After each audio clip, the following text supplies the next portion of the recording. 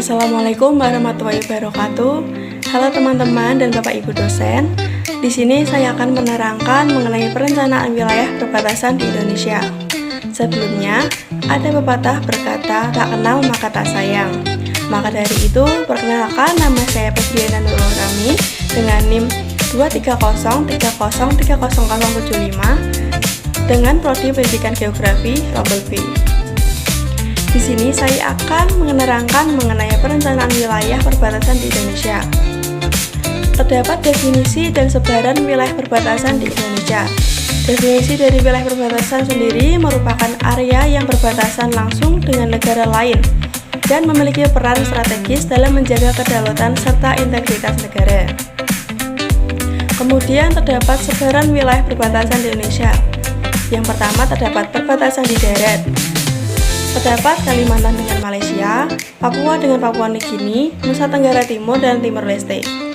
Dalam perbatasan laut terdapat Indonesia berbatasan dengan maritim dengan 10 negara yaitu Malaysia, Singapura, India, Thailand, Vietnam, Filipina, Timor Leste, Papua Nugini, Pulau, dan Australia. Kemudian terdapat dasar hukum dan kebijakan. Pengelolaan wilayah perbatasan diatur dalam berbagai regulasi, yaitu diantaranya yang pertama, Undang-Undang Nomor 43 Tahun 2008 mengenai wilayah negara yang memberikan mandat kepada pemerintah untuk membentuk badan pengelola perbatasan di tingkat pusat dan daerah. Yang kedua, Peraturan Presiden Nomor 12 Tahun 2010 diubah dalam Perpres Nomor 44 Tahun 2017 tentang Badan Nasional Pengelola Perbatasan atau BNPB yang bertugas mengkoordinasikan pengelolaan batas wilayah negara, kawasan perbatasan secara terpadu. Kemudian terdapat tujuan perencanaan. Nah, dalam tujuan perencanaan terdapat beberapa tujuan diantaranya yaitu yang pertama, menjaga kedaulatan dan integritas wilayah negara Kesatuan Republik Indonesia atau NKRI. Kedua, meningkatkan kesejahteraan masyarakat di kawasan perbatasan melalui pembangunan ekonomi dan sosial.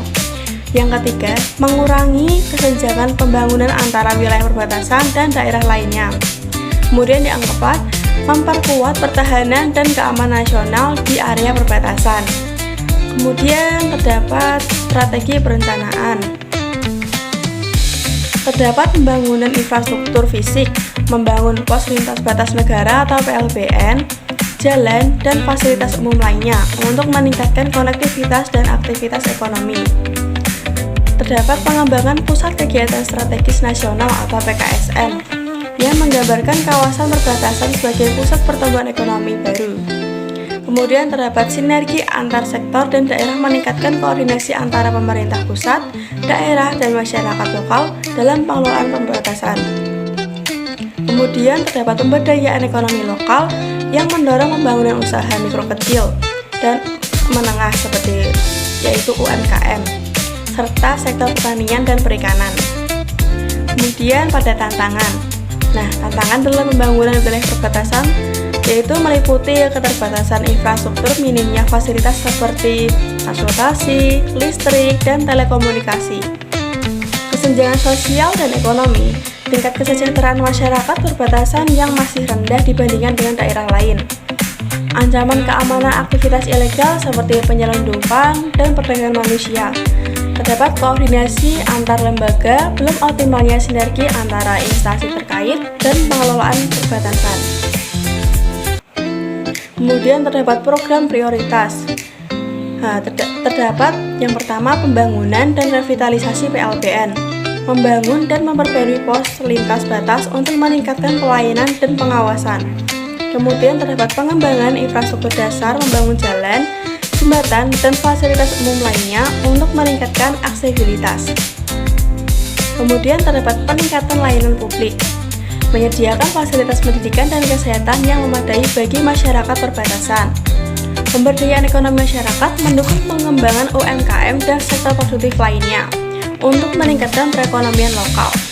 Penguatan keamanan meningkatkan patroli dan pengawasan wilayah perbatasan untuk mencegah aktivitas ilegal. Sekian presentasi dari saya.